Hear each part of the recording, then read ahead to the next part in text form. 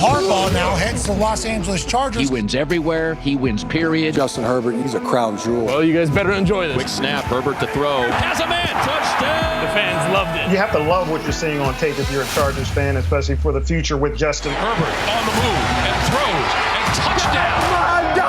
We're going to be known as world champions. And we're gonna do it or die trying. Don't let the powder blues fool you. Who's got it better than that?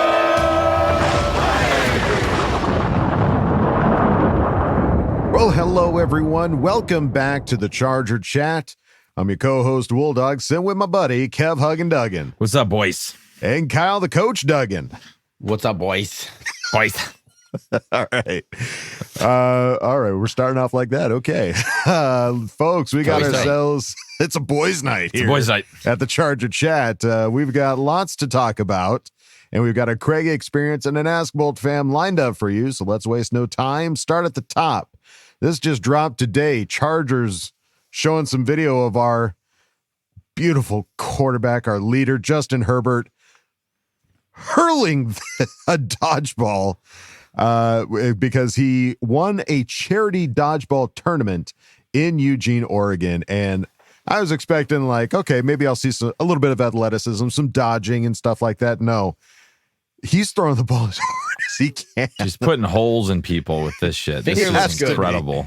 I'm surprised that there's no, like, shots of people, like, in arm slings and going out on gurneys and stuff like that, because good Lord, he is hurling it hard. He hasn't been able to be competitive in like 3 months or something. True. It's probably he's just like, dude, I gotta get competitive right now. So he's throwing 100-mile-per-hour dodgeballs. Those poor old ladies at that charity dodgeball tournament. What's so awesome about this? They never saw it coming. They didn't see it coming. What I love about this is they don't show you at the beginning of the video who he's throwing at. It could be anything. Right. It really could be anything. Could be like the Girl Scout team from Dodgeball. The movie. Yeah, exactly. All right, everybody, let's have a good, friendly game of BAM! Out. All right. So, yeah, awesome. And hey, just to see him throwing any ball right now. Yeah, it's good. That's a sign. Nothing on his Grip fingers. works strong. Yeah. That's a good sign. All right. And then this was also kind of an interesting little nugget that dropped earlier this week. Before Jim Harbaugh arrived, San Diego had won one game against its biggest rival, the University of Dayton, since joining the Pioneer Football League in 1993. Rivalry. Huge rivalry. San Diego and Dayton. Runs deep. In Dayton, Ohio. Harbaugh won his first matchup of 2004, 38-35, with a game-sealing interception by Bakhtiari, who dropped into coverage to pick off Dayton quarterback Brandon Staley, the Chargers' former coach who was fired in December and whom Harbaugh would replace. That's a weird, like, Kevin Bacon. Small world, yeah. Yeah, that's some weird shit right there. I thought that was. He thought about that. He's like, one day, like, as soon as Staley got intercepted, he's like, one day I'm going to steal your job. Yeah, no steal that kid's job. He's also, just like Justin, very competitive.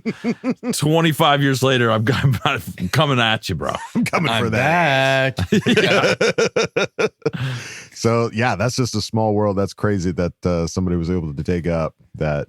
I tried to find. I tried my hardest. To find tape? I went to YouTube and did my darndest to try and find it, and it's not on YouTube. So, yeah. Well, if you know where that video is, sometimes folks, the imagination's better than. Oh, no doubt. What actually happened. No doubt. Yeah, like I see him throwing a pick, and then Staley like runs and yells and screams in Jim Harbaugh's face, and they're like going at it almost type of thing for no reason. No, there's no reason for it, but in my head, that's what it is. And now this is like a little bit of like I'm back.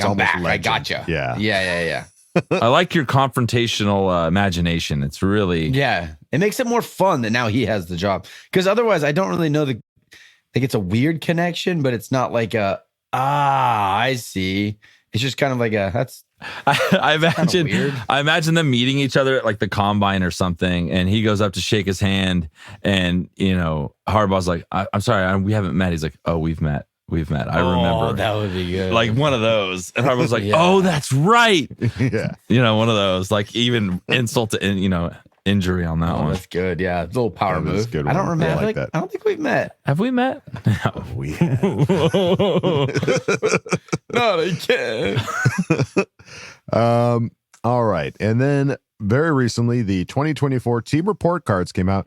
This is interesting because, I mean, I think we talked about it last year, but I don't know that we've talked about it very much in years past. So the fact that they're making this public, I think it's a new thing. Yeah. It's a new thing. So we're going to see this going forward, these team report cards. And for 2024, wasn't very good for the Chargers as far as team report cards I'll tell you one thing.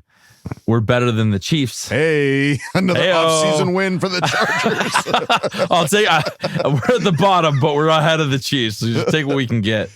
Yeah, they rank everything from treatment of families, food cafeteria, nutritionist, locker room, training staff, weight room, strength coaches, team travel, head coach, and ownership. They all get grades. And Chargers were near the bottom on a lot of those. We never got higher than 16 out of 32 for some of these, and that was just one of them. The rest of them are in like low 20s, 30s. Team travel, you get an F. What are they, like, running to games? Like Greyhound bus, horse-drawn carriage. Yeah, geez, like who was it? The Buccaneers got an F in team travel. That's a tough look for an owner. Yeah. Maybe they're for your own Uber. Maybe they're getting the Southwest plane as opposed to like the Delta. Spirit. They're getting the Spirit bags. Yeah, exactly. That's tough. They had to pay for their check baggage. Yeah, so not a great look, but again, on the positive side, because we saw this last year when the team report cards came out, Chargers have a new training facility coming in hot. Right. I'm looking at 4 of these right now that are going to be at the top as soon as the new facilities in. Instant change. Yeah. So, and honestly, like some of these other things too, like with the coaching staff and the ownership, all the other guys that we have on here, I feel like a lot of this is going to change for the Chargers real quick. We're going to go from being 30th to at least a top 10 in this team report card next year. I think. The Chiefs have a lot of Fs on here. Their owner, they gave an F-. Yeah. They hate that guy. I heard a crazy story. So at the end of the last year, the owner promised to have a new a locker room. And then when they showed up to start the year this year, they just had new chairs. They weren't stools anymore. They were chairs.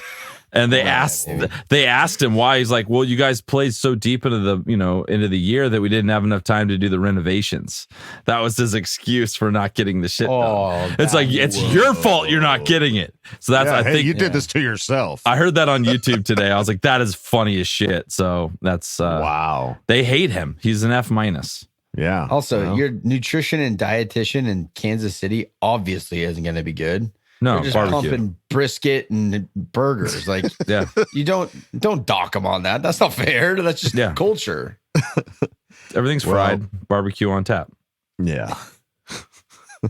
They still won a Super Bowl with the F. I know. That's what's crazy. It's like, categories. clearly this doesn't correlate to winning a Super Bowl. Yeah, who's the top? They hate their job, and their coach is just still so good that they win the Super Bowl. Yeah, head coach still got annoying. an A+. They still love that. Of course. And Dolphins is one, but I think that has a lot to do with the fact these guys don't pay like income state tax. I think they're just like really happy because they're making extra money. Like, you know what? A for you, Dolphins. You can have A on everything.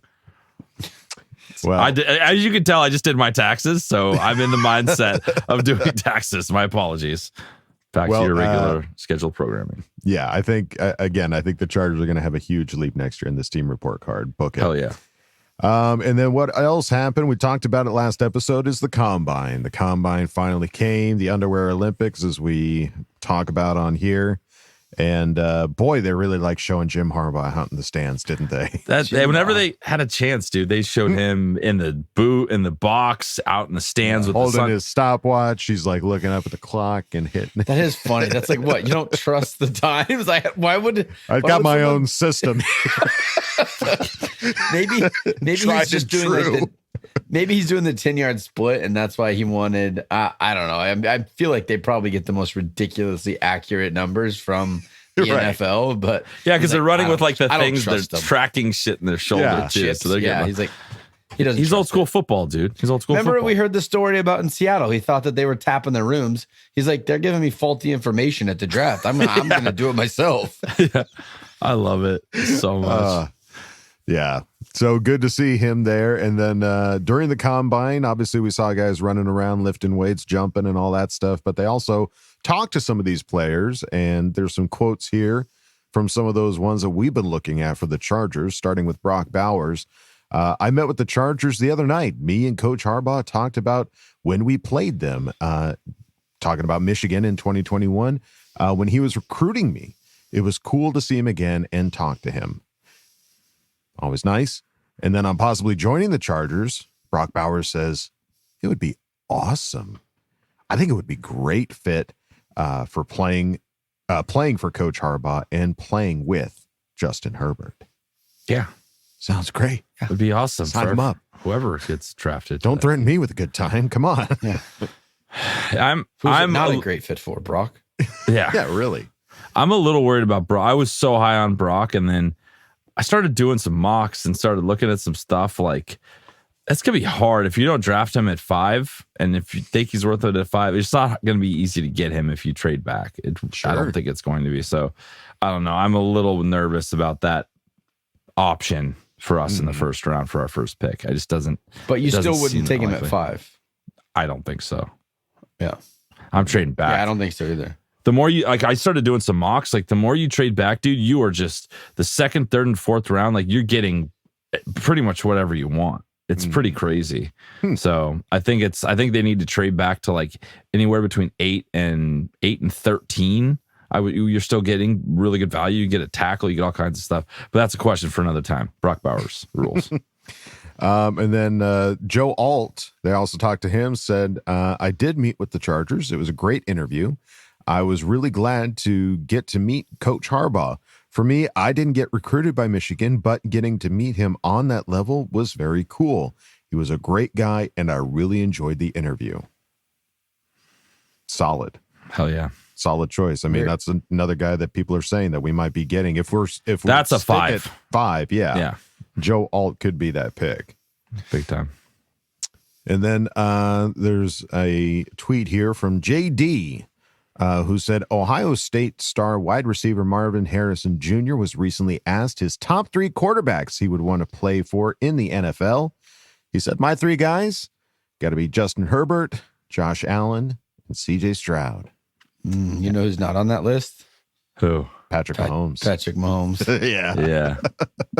Hell yeah. Also Russell Wilson, because he's not even on a team anymore.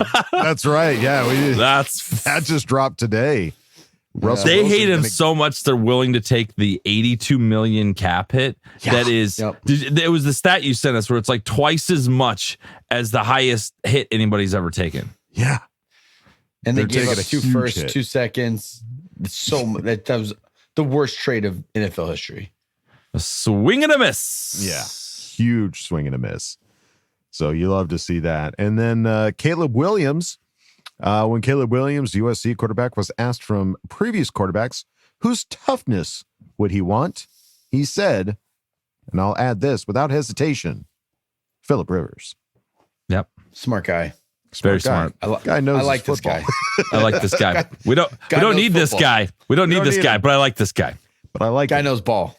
Yeah, knows ball. Well, what we know over here is our Patreon, patreon.com/ChargerChat, where we've got tons of funny videos and behind the scenes clips and just good times. And we also have a new Patreon member to finally shout out. And I'm talking about Ian Davis. Welcome to the party, Patreon pal. member. Thank you, buddy, for joining. And if you don't want to go to Patreon, that's totally fine. You can go on over to one of our regular website, chargerchat.com. Check out all the cool stuff we got over there, t-shirts, hoodies, and stickers. You can chat it up with other Charger Chatteteers in the member section and ask questions and Ask Boltfam. So go check out chargerchat.com. All right, gang, it's time to go on to the next segment. You know them? Ooh, you love them. Ooh, it's a great experience. Oh, yeah. Oh, yeah. Oh. Come on in, man. Kick your feet up. Oh. Craig Experience. Hello there. Make yourself at home. Got some stuff to talk about, right? Moving on.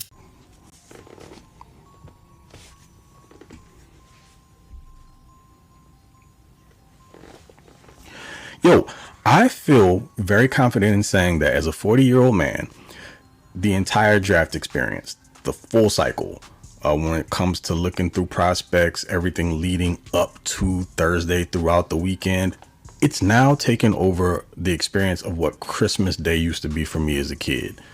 And I make no apologies about it because, as many of you out there are, like myself, a draft junkie, football nerd, and we live for this stuff. This year feels a little bit different though, because we always get excited for it year in and year out, adding new blood to the team. You develop these emotional connections to players, and I'll just speak for myself.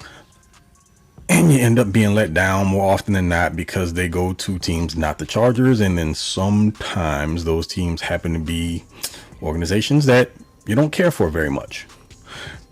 But I'll speak to one person specifically that has me feeling a little bit giddier this year, and that's Joe Ortiz, because he comes from an organization in the Baltimore Ravens that I've always admired regarding the way that they build their teams out. They're always very deep and super talented, and they have a tendency to select players that I love each draft cycle. Feels good now to know that we're going to have a little bit of that sprinkled over into the Los Angeles Chargers organization, and that he probably is going to bring over some of that mentality. So again, this year feels different, and I'm looking forward to it more so than any other. Outside of just the obvious with Jim Harbaugh and everything that comes along with him and the new coaching staff, the Joe Ortiz hire is one of my favorites because if you look back, he was my number one GM candidate for the exact reason that I just spoke to, where he came from. So with that being said, on this episode of the Craig Experience, we're going to chat through some prospects. Well, one in particular this week. And as the weeks go by, we'll talk about some others. But what's going to set it apart from what you're probably expecting is I'm not going to talk about the obvious names. I'm going to dig a little bit deeper and discuss some guys that you may or may not have heard of, but that I think will be perfect fits for the Chargers. So let's get into it. CC gang, the biggest of salutes into the rest of the Bolt fam. What is going on? It's your guy Craig in Texas, and welcome to this first draft edition of the Craig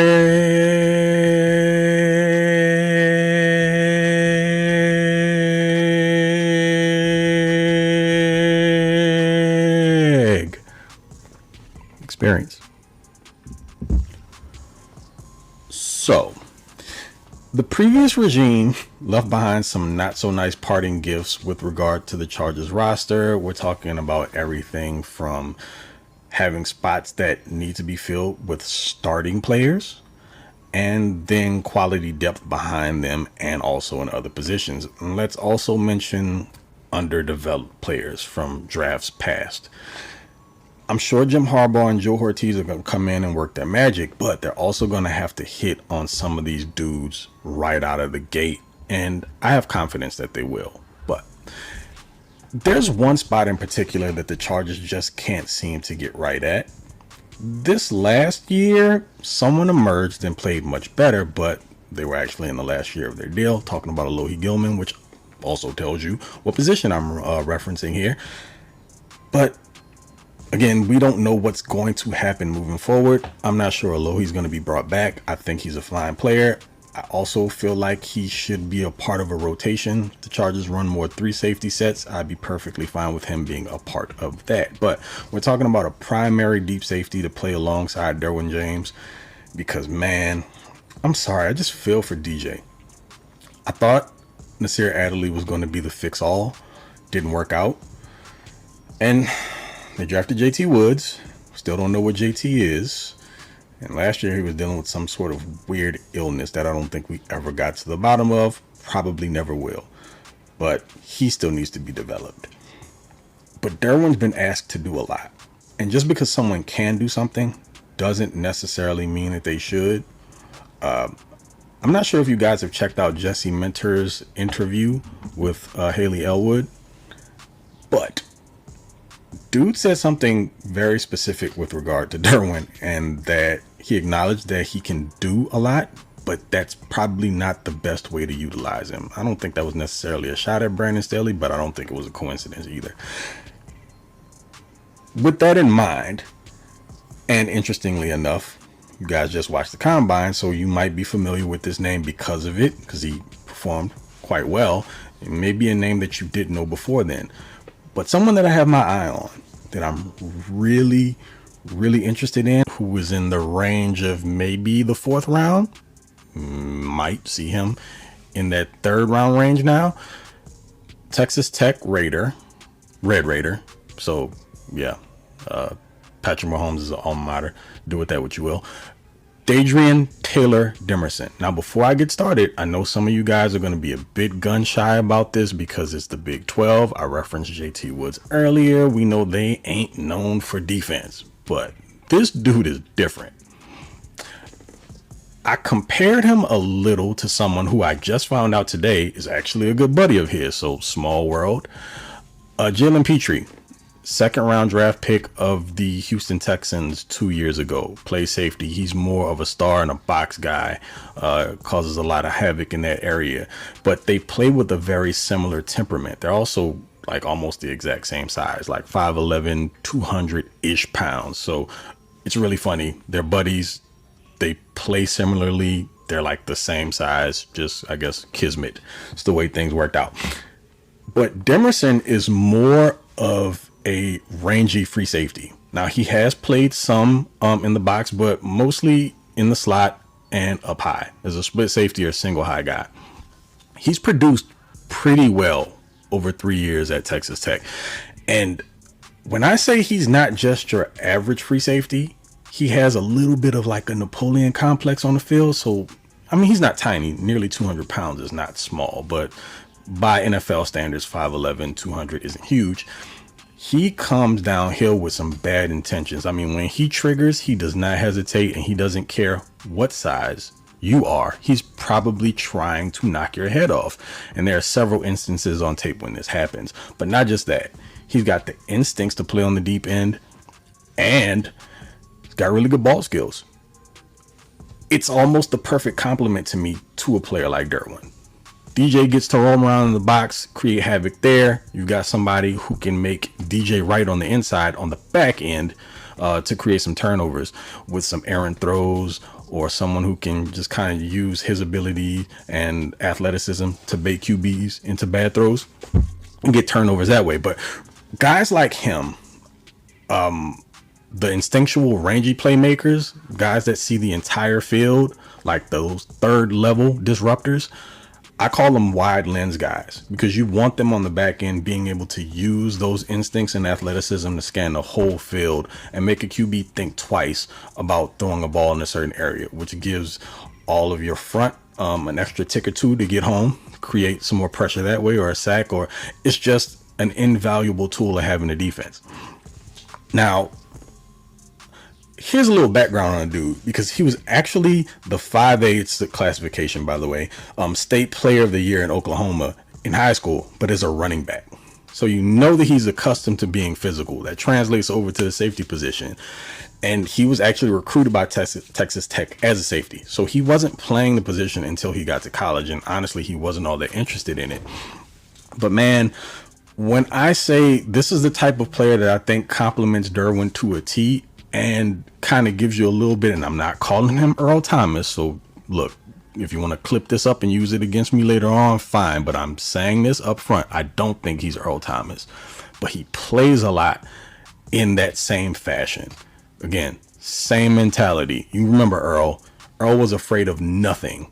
He was taking on any offensive player. I mean, we're talking about even engaging in blocks with offensive linemen, and maybe he loses 9 times out of 10, but it won't be because of lack of effort. It'll be because he's giving up 100 pounds or so to a guy. Demerson has that same mindset at the position, and so I would really like to see someone like him. Maybe the Chargers take a flyer on, and I'm saying a flyer, but I mean, you don't say that with like earlier round draft picks. And to me, the 3rd round would be, at this point, I'm not going to say it's a stretch for him. I wouldn't. I would take Dadrian Taylor Demerson in the 3rd round because of what I think he could mean to the defense. But I'm not sure how the Chargers would view him.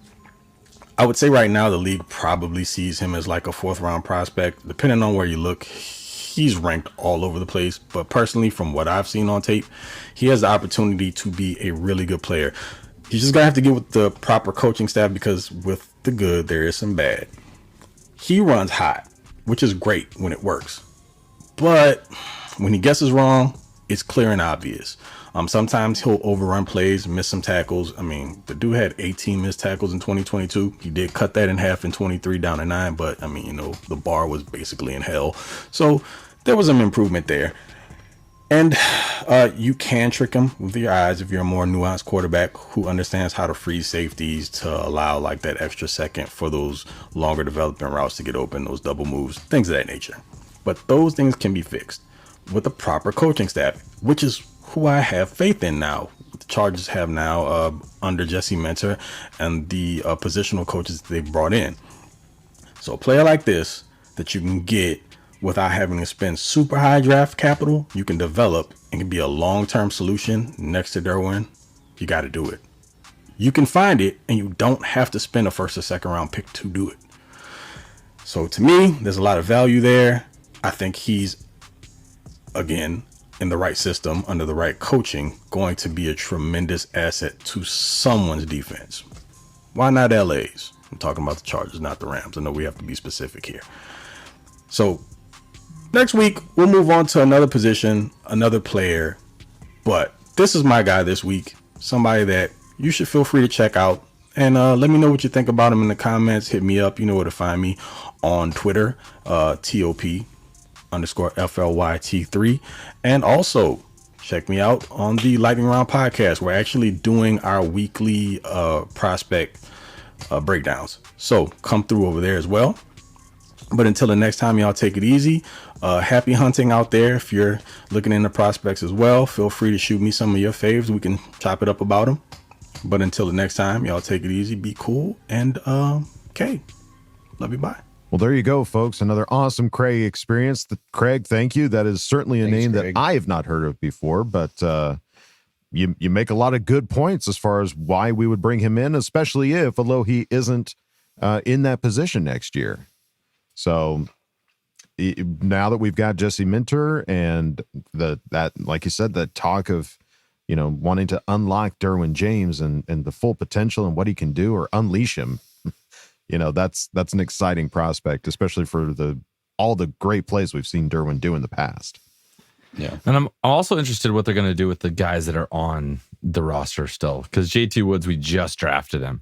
So right. Can they make something out of him? Because who knows what that can be, or you have to do a full reset and do something like this. So yeah, I'm really curious to see how they're going to attack, especially the secondary of our defense and what decisions they're going to make. Yeah, so much. Every corner is kind of your only guy right now. Yeah, that's it. That's it. And then safety too. Derwin is the only one under contract. I mean, you can't. JT Woods didn't even play last year, and I feel like we had no safety depth. I think he played a little bit, but it was like not very memorable. Sporadic. Not like guy. Craig said, that some weird illness that just kept him down, kept lingering with him, and he didn't know what it was. So, that's exciting, Craig. That's somebody that we're definitely, when I see that name come up, and if it is with the Chargers, I'm gonna be thinking of you, buddy. That's right. So thank you, Craig, for another awesome one, and looking forward to all the future prospects we're going to hear about from you. But now, folks, it's time to go on to the next segment. I'm talking about Ask Boltfam. Time to put your money where your mouth is. Hi, guys. Don't jam a thumb up his butthole. That's what you do. I wet myself in excitement. Oh, so hungry. Your thoughts are like totally appreciated. Catch you later, dude. Okay, love you, boy. That's right, folks. Time for Ask Boltfam, and we start at the top with Bolt Gang member who asked the question. After watching all the wide receivers at the Combine, has your perception of Neighbors, MHJ, and Odunze at number 5 changed? Would it be smart to move down in the draft, take Bowers, then back up in the draft for a wide receiver like Worthy, Coleman, Thomas Jr., essentially taking a tight end wide receiver instead of just a wide receiver? Context. Is a singular talent like MHJ or Malik Neighbors worth more than Bowers plus Worthy or Thomas Jr.? I have some thoughts. Oh, but I don't. Well, I'm always the first one to go. So if you guys want to go for it. I'll jump in afterwards. I mean, it makes sense. I mean, is the wide receiver like Neighbors or MHJ or even Odunze, are they that huge of an impact that getting them over a tight end plus a lesser wide receiver, is that worth more? And but you could go either way too, because what if you do wide receiver in the first, you trade back in the second round and you pick up an extra third, and then you have opportunities like Kev just did a mock draft where he got Cade Stover out of Ohio State in the third round. So it's like, or you still have Jatavion Sanders. So there's other tight ends in the draft. Brock Bowers not the only guy. Right. So if you have an opportunity to get Marvin Harrison, who is incredible, like he's incredible. And like you watch his highlight film, he just dominates games in one of the best conferences in football on the biggest stages. Like he's just that guy. So you can get that. Yeah, I get it. Getting Brock Bowers, but you don't put Marvin Harrison in the same situation as Xavier Worthy. They're not in the same class. They're not. Right. Xavier Worthy is a good speedster, but he's not a dominant take over the game franchise wide receiver that you're going to be just paying. Straight speed. Yeah, so that's very different. So I guess you have to decide what you think the bigger drop off is between Brock Bowers and some of these other tight ends and Marvin Harrison and those receivers. So as long as you're addressing the issues that we think are in the give me Marvin Harrison and then go pick up Hunter Henry off the Patriots. There's so many ways to maneuver this roster. So right. Yeah, that would be smart. That would be great. But I think there's just so many ways to. I was gonna say skin a cat, but then I looked right at Wooly and I was gonna say don't skin no cats. I would never skin a cat. I'm sorry. You said it. He said he would skin. Yeah, Betty. So I have a philosophy on this that I've kind of set for myself now after looking at this and spending time on it. If Marvin Harrison Jr. is there at 5, you take him at 5. Outside of that, trade back. I don't think what you're going to get for Neighbors or Odunze is worth the 5. I think if you can go back, and it's going to depend on where Bowers falls to. Like a lot of the stuff I'm seeing, he's not making it out of 10 for a lot of these teams because he's just a freak wide receiver that plays tight end. So I think you can move back, and then I want to tackle, dude. So that's just where I'm at in my brain. But then there's guys in that 3rd and 4th round. They're going to be good players, like Troy Franklin was a guy I was looking at from Oregon, or what is it? I don't know how to pronounce his first name. It's Adonai Mitchell, wide receiver. He's fast as shit. Like there's guys in the 3rd and 4th round that I think we have our wide receiver 1. You know what I mean? Right. I don't think we need to invest. If MHJ is there, do it because that's generational. And I think after that, move back, make your team better. All right. Solid advice. There you go. Bolt Gang member, thank you for asking the question. Let's move on now to Daryl21, who asked the question. My guys, how the hell are you? Hoo-ha! As we gear up for the March 13th deadline for cap cuts and possible restructures, we're all over this combine. Hoo-ha. As I sit here checking things out, I begin thinking of my questions for the week. Number 1, with all the dream prospects that we're hoping for, don't we all feel that no matter who we draft, there's a certain newfound confidence that Harbaugh and Ortiz will select players that will suit our team much better than Tommy T. Hoo-ha. Number 2. And what's one player that many aren't talking about that much is your nugget? Mine would be T'Vondre Sweat, a freaking monster. I feel good about so many players in this year's draft that no matter who we select, we're going to be in great shape because of who's in charge. Yes, the pun is intended. Hoo-ha. Can't wait for the next episode, guys. Can't love you, bye. Yeah, there's newfound confidence until they give us a reason not to have confidence in them. So This is such a new thing now. It's like yeah, this is going to be great because it's going to be different.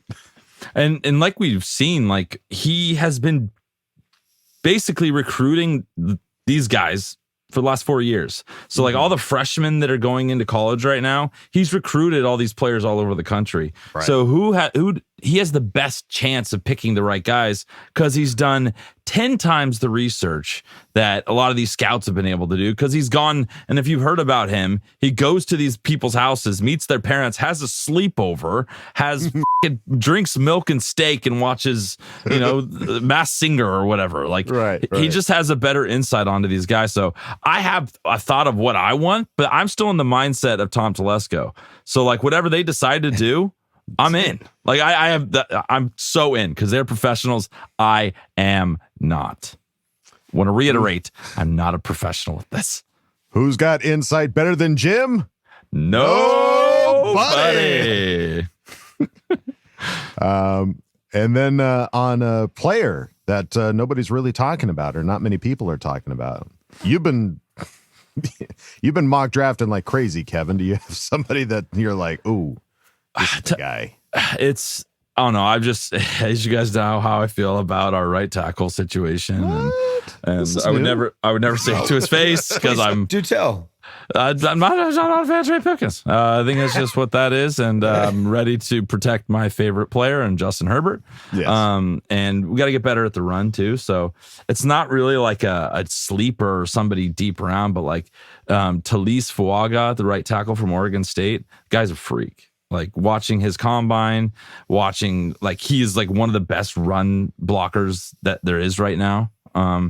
So he didn't give up he played 3 years as a starter, didn't give up one sack the entire time he played there. So those numbers are the ones that are like, oh, okay, I can easily translate to protecting Justin Herbert. So that's a guy that I am, if we traded deep, traded back into the first round and got a whole bunch of second and third, I don't even know what you're going to get. That would be a guy I'd be like, okay, that sounds good. I'll have that. Like it. All right.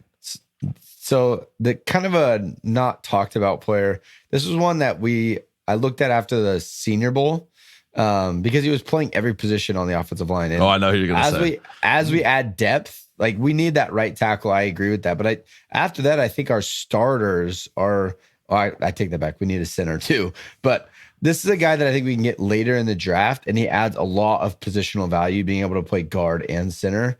With Will Clapp being gone, with Corey Linsley being gone, you're going to need more than one center in this offseason. Yeah. So give me a little Tanner Bertolini. I knew that's what you're going to say. Yeah, he's awesome. Yeah. Yeah. And then he had, I love the mullet one. I know Dan Feeney wasn't the best football player, but man, he was fun. Just the character guy with the mullet on the offensive line is a good thing.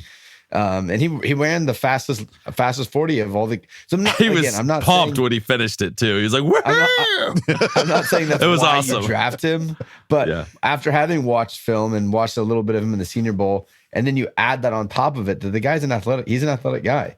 He can scoot, he can get down there, and I think that's going to be a later in the draft pick, but kind of a no name. 5th, 6th round. If it happened, that'd be sweet. Yeah, Bertolini. I like it. Some great names, some possible people to look at. So there you go. Daryl, 21, thank you, buddy, for asking the question. Let's move it on now to Andrew Gordon, who asked the question. Okay, hear me out. Blockbuster trade with the Vikings. We trade one, and we get Justin Jefferson. They can draft J.J. McCarthy. Harbaugh's plan all along. Diabolical mastermind plan. FTR, FTC, FTB. K, love you, bye. I think they just announced he's going to make $30 million a year. Who? JJ? Yeah, probably more than that. Yeah. Yeah. Like, wait, which JJ? Justin Jefferson? Justin Jefferson. Okay. Justin Jefferson. So it sounds exciting. There's no way we could afford him, unfortunately. No. Yeah, if you take him, that means of those 4 names that we've been talking about all offseason, you're probably going to lose 2, if not 3 of those guys just to pay for him. It'd be fun, but I just don't think it's in the cards. But it made me start thinking of like, if you did, like we saw, because usually you just get trades within the rounds, right? Mm-hmm. I'd be interested to see some trades with players. Like if there's some players that they target on another team that we can get, like we switch in the first round, we get the player, their first, and like a third with that awesome player. Like I'm interested to see if they're going to shake it up and do anything unique like that. Could be fun. I like it. Could be fun. Could be good times. Color me interested. There you go. Andrew Gordon, thank you for asking the question. Let's move it on now to Kyle T, who asked the question. Hey, guys. So I think at this point it's safe to say we're trading back. That being the case, I've heard some suggestions. We might actually trade back with the Faders or Broncos. Maybe it's just me, but it's got to be a thank you for being so stupid offer to trade back in the division. Like a 25 and 26 first, 24-26 second, and maybe more. Something that they're basically hamstringing themselves. What do you think? It's possible. I saw, I think the Raiders are potentially looking to trade up into that 5th spot. Yeah, they need a quarterback. Yeah. Bad. If we did it, there would definitely need to be an asshole tax. Like there'd be some extra shit. You get a cherry on top. Yeah. Yeah. Sure. You guys are all assholes and we're taxing your ass. Yeah. Oh, you want this pick? It's going to cost you a little bit. Something. What's it worth to you? Yeah. Hey, Tommy T. Yeah. Get over here. Kisses. Give me a kiss. Daddy. Give me a kiss. Call me daddy. Get on your knees and tell me you love me. You want I love you. I love you. Yeah. No, it's if you trade anytime there's a trade within a division, regardless of whether it's AFC West or otherwise, you put them over the barrel as much as you can. I would go so petty on this. Like I'm not giving it to anyone in the AFC West. There's no way I'm making them better. Yeah, you just add ridiculous stipulations. Like you also have to tweet that we're your daddy and that you'll never be as good as us. And just start adding on all these ridiculous. Cut Jerry Tillery right now. Make him work in the concession stand during games. Opposite. You have to pay him $20 million here. Yeah. Sign him to the highest contract. 5 years, $20 million. 5 years, $100 million for your D tackle. If you want the 5, you're gonna have to do it. Clock's ticking, Tommy. What's it gonna be? It's gonna be. So let's go. Ninja this, Tommy. Ninja your way out of this bag. All right. Well, wow, the tables have turned in the last 6 months. Oh yeah. Well, as soon as anybody goes to an opponent, you're dead to me. Sorry. You've become Beverly Hills Ninja. You went from like a Jackie Chan to Chris Farley real fast. Yeah. Big time. So there you go. Kyle T, thank you for asking the question. Let's move it on now to Zach Shelton. Zach. Who asked the question. So, this team has had many different catchphrases, including ball gang or dump bang and any squad, any place. We even have a new one with don't let the powder blues fool ya. So, do you have a favorite Chargers catchphrase that either was mentioned or do you have a different one? All right. Well, we've had this come up in the past when we've had some good catchphrases. So go ahead there, Kevin. I'm going to go back to the 70s. Ooh. Late 70s, early 80s. Charger Power. Charger Power. Charger Power. My wife has a shirt from the era, and it's just a sick ass Charger bolt helmet, and it says Charger Power. Nice. It's like yellow. It's goldish yellow shirt. It's freaking awesome. Charger Power. Final answer for me. Deep cut. Charger Power. Yeah. Power. All right. Do you have one, Kyle? Yeah. I think it's just like a player that had a catchphrase. Mm-hmm. And Sean Merriman's "Lights Out" is it's an all-time great. Yeah, but all those other ones that you said were really good. Any squad, any place is fun. We still use it. We use it on the podcast. That's that good. Mm-hmm. As far as catchphrases, though, I wouldn't say this was a team catchphrase, kind of like yours, Kyle. But if there was ever something that was more often quoted from this guy than anybody else, it would be the dadgummit from Phillip Rivers, because you would throw dadgummits out left and right, and if you threw out a dadgummit, you knew exactly who you were talking about. Yeah. So, I like dadgummit. I have an honorable mention, but it's not really a team, but it's like a commentator. A commentator said this. I think it was a preseason game. You sent this to me. Okay. I know exactly. He was dicked. It's not pertaining to this question, but it's an honorable mention. Honorable mention, yes. Spiro Dides. He was dicked. Wasn't that on our like intro to our show for a while? Like season 1, I think. Yeah, early on. And he was dicked. Yeah. So, all right. Well, there you go, Zach. Thank you for asking the question. If you guys have different catchphrases that you enjoy, put it down in the comments. Yeah. I need a smile. I need a laugh. So let's move it on now to Sam. Certified Fresh. Who asked the question? Has moving to the LA market improved profits for Spanos? If so, is that why he's finally willing to go big on a coach, staff, facilities, and hopefully go big free agency? Want to know? I love him. All right. Well, is he rolling in the money? I just saw a graphic today that they posted. I can't remember where I saw it, but they have like the top 90 sports franchises, right? Mm-hmm. And we're the 30th. Oh, so wow. We're up there. We're up there. We're ahead of the Chiefs. We're ahead of some of these other teams. So clearly that happened because of the move to Los Angeles. Mm-hmm. You know, that money is because of moving to LA. It's just a reality. Like number 96 out of the top 100 is the San Diego Padres.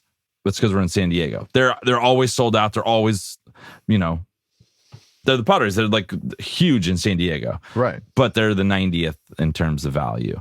So I think it's just the fact that you're in LA, and that's why they ended up moving up there. And look what's happening now. They have some money to throw around, a little bit more than they did previously. I mean, it makes sense. Yeah. I mean, we're seeing so many coaching hires. We're seeing more coaching hires on this staff than we have in quite some time. So it would make sense that, yeah, it's like, all right, well, we got some money in savings, so let's splurge. Let's have some fun. I mean, I'm trying to think of what would be the other, like, what's the other avenue as to, or explanation as to why they're doing Justin Herbert, money. But not like an extra $1 billion. Right. Yeah. No, they had Phil. Like, it's not. That's the only explanation as to why they're spending a little. It seems as though they're spending more money. I mean, the facilities in San Diego were not spectacular. No. The location wasn't great. They weren't state of the art. They've now gone and done that, and yeah, I think that's the only thing that's obvious that you could point to as to the reason why. Mm-hmm. All right. Well, all signs point to yes there, Sam. Thank you for asking the question. Let's move it on now to Marco DeLeo. Let's go. Certified Fresh. That's the question. Okay, guys, let's mix it up a little. If you had the opportunity to spend an hour with one of these three players, Rivers, Tomlinson, or Gates, you can ask any questions and they will answer. Who do you pick and why? Oh, and what would be the one question you would definitely ask? Okay, love you, bye. Should we do a on three thing? I think we're all going to pick the same one, right? I think we're going to Well, that's what we said last time. All right, on three. I think I know who you're going to pick, Kyle, and I don't think it's going to be the same as Kevin and I. But okay, let's see. So see, we don't let's know. See. I'm curious. Okay. Here we go. Count of three. Okay. 1, 2, 3. Rivers. Phillip Rivers. Okay, we all on the same page. Yeah, obvious. Dadgummit. Dadgummit, right. So, all right. So we're all picking Phillip Rivers. Nothing against Tomlinson or Gates, but no, if there's somebody that's more entertaining to talk to. I think his would be the most fun conversation of all three. Yeah, you're going to get an animated response or a very devoted response, I think, from Phil. He's just like looser. He's like off the cuff a little more. I interviewed Antonio Gates. He was awesome, but he was more subdued and calm and cool. Yeah. But LT is LT. He's a legend, but I think Phil would be the funnest to talk to. Phil would be the funnest to talk to. And if we had to think of a question to ask Phil that he has to answer, I would say, what is the most embarrassing story of Nick Hardwick? So that way I can use that question, hopefully, when I get him on for an interview to ask him the embarrassing thing that only Phillip Rivers knows. Wow. Care to comment, Nick? Care to comment. Yeah. You got 2 cents? I'll take them. That's good. I like that. I would just want to hear him talk. I would just want to hear him tell me, like, just tell me some behind the scenes. Read me stuff. Lord of the Rings. No, not that. I would just 12 hours later. I just want to hear all the stories of all the shenanigans they got into, all the, the very rare few times that he cursed, just tell me about those stories, dude. I just want to hear them. Yeah. I think I would ask him, this is off the record, so that he doesn't it can be, okay. It can be like, just for you. I want an honest answer. Yeah. Cause he has to answer, but I want it to be honest. And it's like, why do you think you guys never won a Super Bowl? What's like the explanation behind all that talent? Like, in your opinion, how come you couldn't get over the hump and figure out a way to win it all? Because as a fan, it's just like, wait, what? We had the number 1 offense, number 1 defense, and still couldn't you went take it. 14-2 and like dominant LaDainian Tomlinson. Like, how do we not get this done? Yeah. So I don't want to hear, like, in his opinion, why it didn't happen. Mm-hmm. Those are all and then questions. You can't tell anyone after you know that. How hard is that going to be? You're just going to be able to sit there and hold on to that? Yeah, I feel like I would. Yeah, well, I think it'd be a bond you would have. You feel like you would? It's not necessarily like an answer, but like it's an opinion. He doesn't know exactly. It's just his opinion on it. I just want to hear, like, what was he thinking all those years of, like, why can't we get this done? Or if he has like a very, like, this is why. I know exactly why. Yeah. It'd be I'll fun tell you. Yeah. All right. Too much cussing in the locker room. Yeah. Potty mouse. Yeah. Not enough dadgummits. Shoot. Horse mess. All right. Marco DeLeo, thank Let's you. go. Certified fresh. And I was going to say, because it's an inside joke, but we've been saying his name wrong for about 3 years, and he finally told us how to properly say his name. So we got to give him a shout out. Much appreciation for bearing with us for the last couple years and absolutely ruining your name. Hey guys, they're gonna say my name on the show. Who's Marco Dalio? That's not you. DeLeo sounds cooler too. Way better. There you go, Marco. Thank you for asking the question. Let's move it on now to Jim Harbaugh's burner account, who asked the question. Sup, putas? Let's get something straight. I love the Chargers and I love riding waves, bro. Catch me at a game, at a liquor store, or just catch me outside, bro. Or maybe come holler at me at the local pier where I be surfing all the time, Holmes. Anyways, I love USAs, and my question is, where do I go for the most fire food in town? I know Adam and Kevin live in Missouri, so whatever the you guys eat there, you know? Okay, bye. A tier for Presidente. Thier getting some early love. I love it. In the Ask Boltfam. Thier might be the winner for the off season on the show. For reals. But great question. Best food for our local areas. What do we got? Quick call. You're San Diego. Wait, no, I thought he was just asking you guys. All of us, but he's like, F Missouri. But he's like, yeah, Kevin and Alan live in Missouri, so who either cares? way. But I'll take your answer. I don't want it, but I'll take it.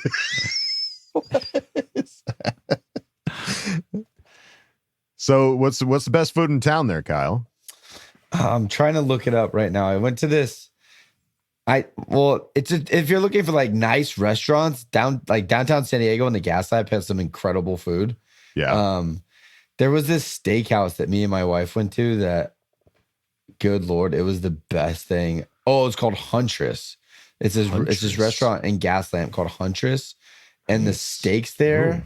Fancy. Oh my God. They're incredible. So that would be my like fancy restaurant recommendation. But any Mexican food that you stumble upon is going to be good. All right. Smaller the location, like size-wise, the better the food is usually too. Okay. What's in Missouri, boys? Yeah, what do we got here? Wouldn't recommend the Mexican food at all.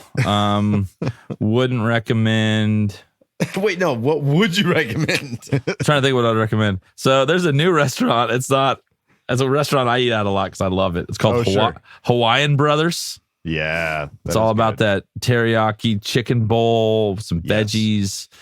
That shit good, but it's not unique to here. It's not like this awesome. Come to Columbia, Missouri, have Hawaiian Brothers. Eat at it's a chain restaurant. It's all over the country. They have this thing called, I know Adam doesn't like it, but they have these kind of famous hamburgers that have been around for like 70 years or something here called Booch's Burgers.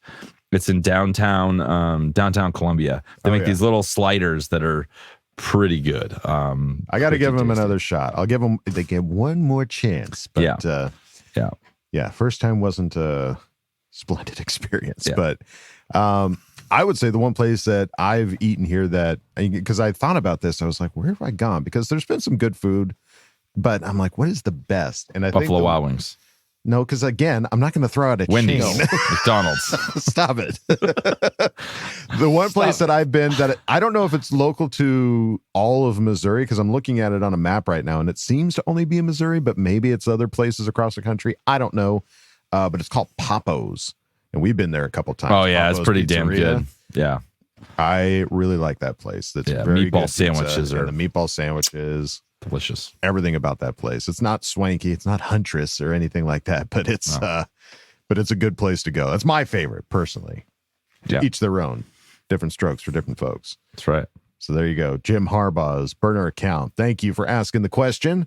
Let's move it on now to Andrew Ramsey. What's up, Drew? Who asked the question. Judge it, shit! I have a non-ass-to-mouth sewing question for you this week, baby!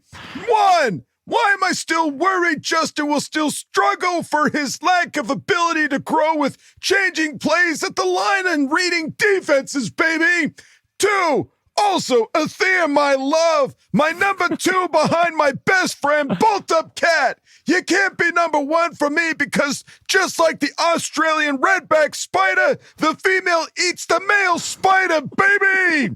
However, I do want more of you. Coach's Corner with Kyle the Coach. Let me see you tear Staley's bitch-ass 2023 tape. A new one, baby. Athea Kadir, the new Chargers King 2024. Send King Aiden back to grade school, baby. I want to see you shirtless in the front row, baby. Hell, maybe I'll even join you with my chafed nipples and hairy belly. Can't love you. Bye, baby. Oh, shit. Oh, shit, Andrew. I'm telling you, dude, Athea, he's getting some love. He's a crowd favorite. Wow. All right, Athea, the gauntlet's been dropped. At that game opener, you better be shirtless and swinging that shirt around. I have a theory that Athea is just. You have a theory? No. I have a theory that this Athea is just an Adam Wooldog Wooly burner account, and he's just he just pumps himself up and just talks shit to both of us the whole time, and is creating division, and he's the one that's loved. This is weird. I don't like it. I don't trust you anymore. From now on, when you hear Athea's questions, see Adam's face while he's reading it, and let me know if you think it makes sense. Because I think it adds up. I will say this: I have met the Athea, real Athea. He's a real life boy. He's no strings on him, and he's real. He's real. He's a real, and I just love as him. Real as raincoats. It's the truth. But the more, I guess, serious question that at least Andrew put in here, still worried about Justin struggling for his lack of ability to grow the changing plays at the line and reading defenses. Are you worried? I don't know if I've ever been worried about that. I don't think that I don't know if that was what you would attribute to some of his like difficulties. Yeah. I think that lack of ability to grow with changing plays, like the poor guy's had 4 offensive coordinator or 3 in 4 years. Yeah. So I think he's also broken pretty much every record in that span of time. So I think if anything, like he's adjusted incredibly to these different playbooks every year. And then changing plays at the line. We don't know. Like, we don't know how often he's changing plays at the line, or how him say kill before, or how hard his offensive coordinator is with, you better not change that play at the line of scrimmage. We don't. There's so many factors going on there. Reading defenses, he doesn't struggle with reading defenses. I don't think that he struggles with reading defense. I think he struggles with time to get the ball where it needs to go based on that read. That's just my opinion. No, I think I'm not worried about it. I'm also a Justin Herbert homer, so I think a lot of those things will be solved if you got a new right tackle. He'll have plenty of time to evaluate the play, and when you give him time, amazing things happen. You've seen it yourself. Crazy things happen. Yes. Yeah. All right. Well, there you go, Andrew Ramsey. Thank you for asking the question. Let's move it on now to the Chargers King of 2024, Athir Kadir. Athir Kadir. Who asked the question? Judge and Chad! First, Kevin, I love you, my bro. Always. Kyle, the coach, I also love you. Very happy, and I appreciate you always answering my questions, even if we don't agree, baby. But I'm sorry. I love my baby Wolldog more than both of you. Baby. Now to my question. Coach, I need you to go first for a reason, baby. This is the question. Coach Harbaugh was in Baltimore. He saw the Ravens defense lost their emotions on defense versus the Chiefs and made stupid penalties, which led to an extra 3 points, baby. How important is it for Coach Harbaugh to have our defense unit keep their emotions under control when we play the Chiefs and not help them out with stupid penalties, baby? Your face got really red on that one. That was awesome. I love that the way he worded that was so perfect, and the amount of emojis that Athir throws in this thing. There's a shit ton of emojis. I love it so much. It's the best. So good. All right. Now, Kevin, shut up. Kyle has to answer the question first. Coach Harbaugh, defense, emotions. Yeah. What do you think? What do you think? Go. Well, for one, I think even with that emotional outburst that the Ravens had, he's talking about the couple of personal fouls. Calvin Oy went and pushed a guy after the play. There was a couple of late hits that did cost them some yards for sure. The Ravens still should have won that game. The stupid mistakes that they had on offense. I don't think you can attribute that whole loss to emotional outbursts, but as a general overview, yeah, you have to play with composure and control. But if you're not playing with some fire, that's when you get to that next level, is when you can use that that passion and emotion while also having we got to focus. I still have a job I have to do. I have to accomplish what it is. It was like today I was playing with my oldest son and his buddies, and Paxton, my oldest son, got popped a couple of times. He's 6, and we were playing with 10-year-olds, and he was getting pushed around a little bit. You know, when you're playing two-hand touch, but it's really two-hand shove. Light your ass up. Yeah. That's what had happened between the 10 and the 6-year-old. And I saw this switch flip in Paxton where it went from we're not playing funsies anymore. I'm going to come after you. And so it's but at the same time, you have to have that emotion to play your best, but you can't let it boil over to getting penalties. So it is a very fine line, because I feel like an emotionless team, you're going to get a C-level performance. It's going to be very average. You do your job, but you're not going to do anything out of the ordinary. If you can get that emotion and that excitement and that passion to go alongside with it, you have to have it to be a top team like the Baltimore was all season long. Right. Yeah, you got to have passion, but unchecked emotions or not having an awareness of the situation, obviously leads to problems. You also got to know when you play the Chiefs, you can't do anything. Anything. Or you're screwed. You got to stay within the lines and be prepared to be held all game, and it's not going to get called. So you got to dial up your stunts accordingly. Suck it up. Plan accordingly. All right, Athir, Thank you, buddy, for asking the question. You're good, dear. And we go out of Ask Boltfam with Anthony Tony Francis, who asked the question. Hey, Coach Kyle, I've been doing my best all week to stay in my lane, just like you instructed to all your assistant coaches on last week's podcast. However, I'm having a hard time staying on task due to my extreme ADHD. By the way, I'm still in shock about finding out that Adam's a sex-pantser bulldog. Kevin, give me a hug already. Duggan and myself have been gently sitting under your coaching tree this whole time. We had no clue. Wow, wow, wow, wow, wow. My question is this. What advice would you give this week to all your current assistant coaches and coordinators to keep them motivated about what's to come? Can we expect any sort of big moves to be made this offseason by Coach Kyle? And if so, what would that look like for the podcast? P.S. You're right. Adam does have a sexy-ass radio voice, and Kevin is amazing at visual effects. Great hires. I love you. Bye. I love that this has been like the narrative that started this offseason. I don't think this is going to go anywhere. Kyle is the mastermind. Tony gets it.